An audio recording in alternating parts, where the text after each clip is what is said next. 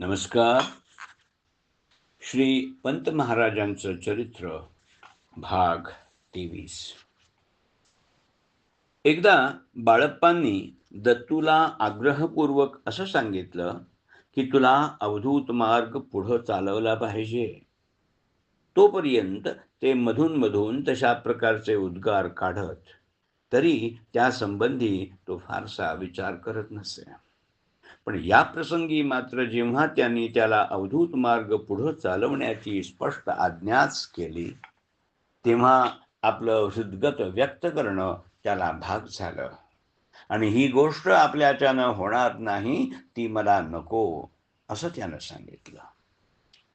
ते ऐकून, तुला पाहिजे तो वर माग, मी तो देतो, पण ही गोष्ट तुला केलीच पाहिजे, असं बाळप्पांनी त्याला पुन्हा आग्रहपूर्वक सांगितलं. तेव्हा त्यानं आपल्या शंका आणि अडचणी स्पष्टपणे त्यांच्या पुढं मांडल्या आणि त्या उभयतामध्ये संवाद झाला. तो फार महत्वाचा असल्यामुळं तो चरित्र नायकांच्या शब्दातच देणं बरं. अवधूत मार्ग पुढं चालवण्याच्या बाबतीत आपल्या अडचणी काय आहेत ते सांगताना दत्तू म्हणाला, मी केवळ मतिमंद अज्ञान आहे.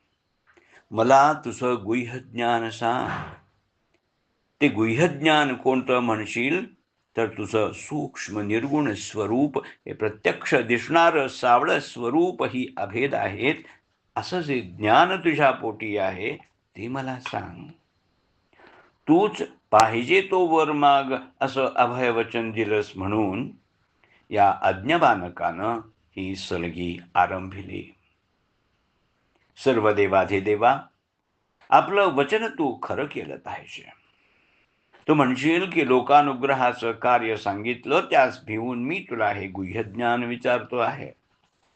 पण मी काही तुझी आज्ञा उल्लंघण्याची इच्छा धरली नाही, ती निरलसपणे करतोच.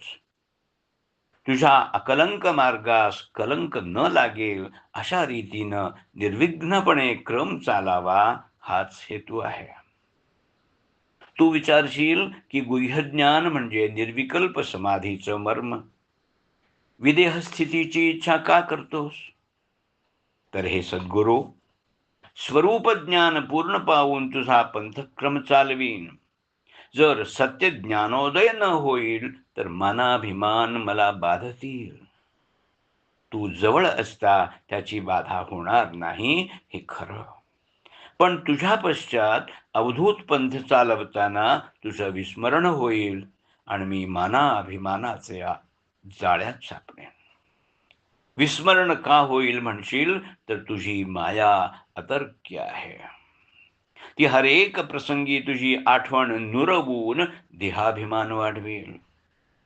जशी दिव्यावर काजळी तशी तुझी माया तुझ्याजवळ वास करते. ती मलाही विषयासक्त करून देहाभिमानानं झाकून टाकेल.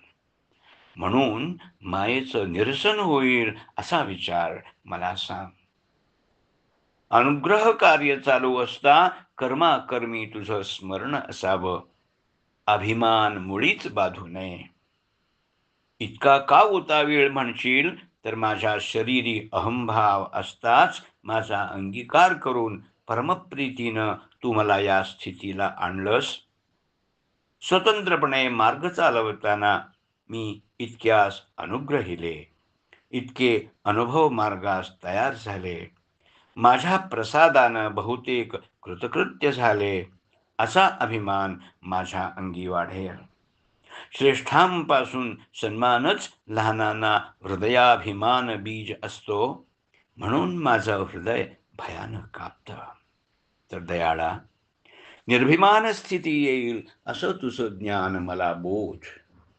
तुझी आज्ञा उल्लंघू नये एतदर्थ मी संप्रदाय वाढवावा हे खरं, पण तुझीच सेवा असं मानत असताही नित्य नित्य अभिमान उठेल.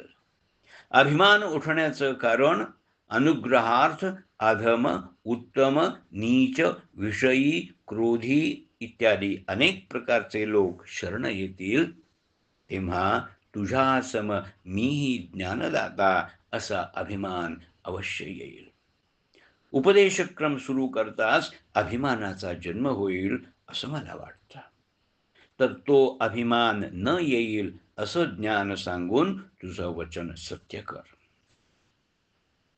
अशा तऱ्हेनं दत्तूनं आपलं हृदगत बोलून दाखवल्यावर बालमुकुंदांना परमानंद झाला आणि त्यांनी आपला गुह्यात गुह्यतम असा हृदयातला ठेवा त्याच्या स्वाधीन केला.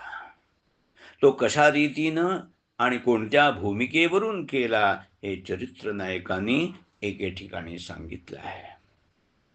पुत्रास पाहून बाळमातेस अतिशय प्रेमाचा उमाळा फुटला आणि आपल्या करकमळी अनादि सूत्रधारी पुत्र उद्भवलेला आहे असं ओळखून निज ज्ञान स्तनपान देण्यास ती कनवाळू माता तयार झाली. चुकलेलं पाडस भेटताच हरिणी जशी स्नेहानं त्या बालकाकडं टक लावून पाहते, तद्वत प्रीतीभरानं ती बालमाता बाळाकडे पाहू लागली.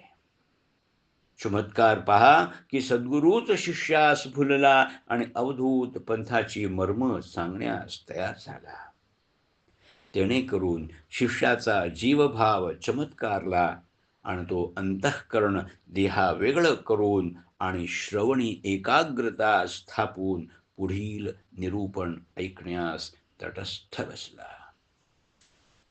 क्रमशः लेखक केशव रामचंद्र दिवेकर, वाचक डॉक्टर अमृत राघवेंद्र यार्दी.